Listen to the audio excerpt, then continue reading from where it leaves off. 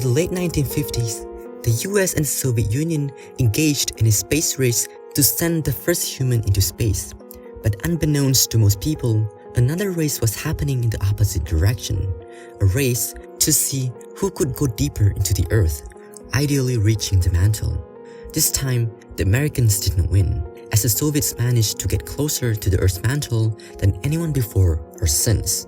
This was due to the US Congress pulling funding from the project, while the Soviets continued digging, literally unearthing new depths for 20 years. The result was the Kola Superdeep Borehole, which they drilled from 1970 to 1989, reaching a depth of 12 kilometers, deeper than the Mariana Trench and even greater than the height of Mount Everest. The hole was dug to learn more about the Earth's interior.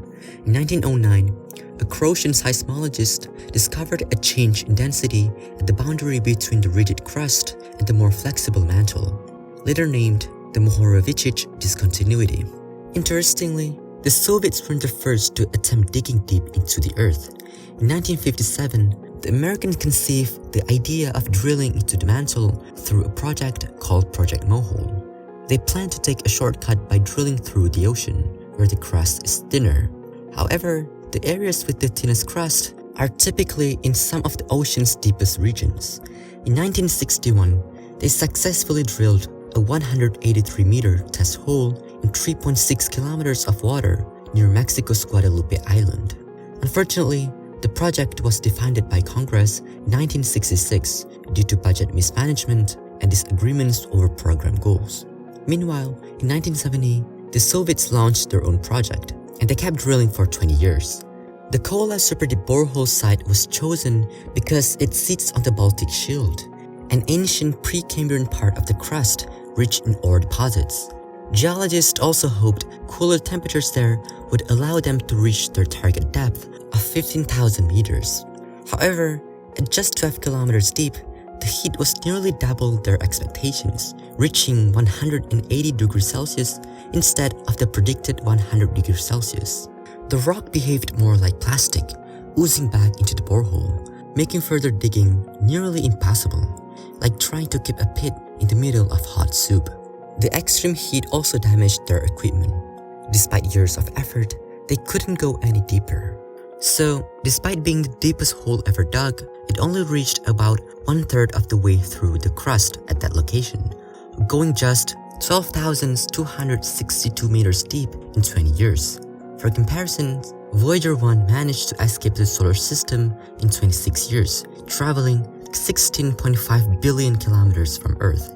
It shows how incredibly difficult it is to dig into the Earth, but also how impressive this feat really was.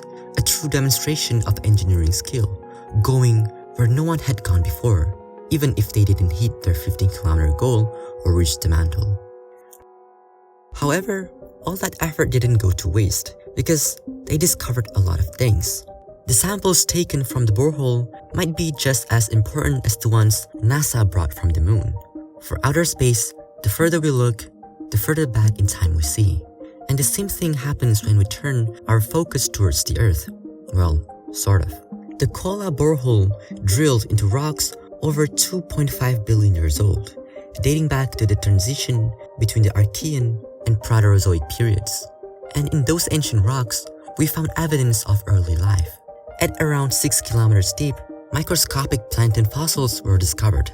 And with the rocks being 2.5 billion years old, there's some of the oldest fossils ever found on Earth. We also discovered a lot of hydrogen gas at that depth, a result of the process called serpentinization. Hot mineralized water was also found. However, we didn't find the expected Conrad discontinuity, the transition between granite to basalt that seismic reflection surveys had predicted. Instead, granitic rock extended beyond the 12-kilometer mark. Scientists later realized that the seismic reflections were caused by metamorphic changes in the rock, brought on by heat and pressure, rather than a change in rock type as they had originally thought. The mysterious nature of the project inspired an urban legend called the Well to Hell. The story goes that Soviet engineers drilled a 14-kilometer deep hole in Siberia and discovered a cavity. They allegedly lowered a heat-resistant microphone into the well, recording temperatures of 1000 degrees Celsius and the screams of tormented souls. Evidence of hell itself. But like most urban legends, it was false. First, the Kola borehole is in Kola, not Siberia. Second, the hole reached only 12 kilometers, not 14. Finally, scientists reported no supernatural encounters, and the screams of the damned were later revealed to be a looped sound from the movie Barren Blood. But it's understandable why some might think that way, especially about things they don't fully understand. Before the invention of geological sensing technology to map the underground, imagination filled the void. Ancient mythologies from Mesopotamia, Greece, Egypt, and Rome all associated the underground with death and the afterlife. Even today, many major religions use the narrative of an underground hell in various ways. The urban legend may simply reflect a desire to validate those religious beliefs. However, the underground might also spark speculative ideas about how humans could survive an apocalyptic scenario that makes the surface uninhabitable. In 2009, a Russian architecture firm unveiled a blueprint for an underground city in eastern Siberia called Eco-City 2020. By going underground, residents would be shielded from Siberia's brutal cold and the worsening climate crisis. And now, the underground is also used for other solutions to human pollution and destruction, like the Svalbard Seed Vault, which stores seeds from around the world deep in the permafrost, or carbon capture, which injects captured CO2 into deep geological formations. And in some countries, nuclear waste is stored underground.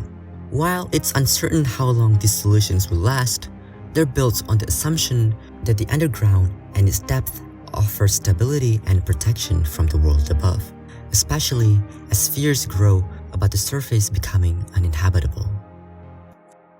However, just like Project Mohole, the Kola Superdeep Borehole suffered the same fate in 1994, coming to a halt due to the true horror of all big projects, funding cuts, triggered by the fall of the Soviet Union in 1991. After years of being mothballed, the borehole was finally sealed in 2005. Now, the only remnants of the site's scientific significance are the ruins of the abandoned research station, with a small rusted metal cup embedded in the concrete floor. It's a real shame it ended, since the achievement can't be underestimated, and it's probably one of the Soviet Union's greatest contributions to scientific study ever. While other attempts try to beat it, for now, it's still the most impressive scientific exploratory drilling endeavor ever attempted. The retreat of the scientific endeavor left a gap, but was quickly refilled by myth and legend, by ghost and weirdness, and other creative interpretations of abandoned signs. Hey guys, thanks for watching. My last two videos didn't do well at all, and I'm not sure why. I guess I have to start finding real jobs, because everyone keeps asking me what my next steps are. It's tough to let this go because making videos like this has been a dream of mine. But sometimes, YouTube just doesn't work in your favor. So, if I start working in the future, I'll probably have to slow down production. Honestly, YouTube drives me crazy with the algorithm and everything. And the last few weeks have been filled with anxiety because of it. I sometimes wonder if what I do is really worth it. I guess all those years of making videos are not paying off. But anyway, thanks for watching.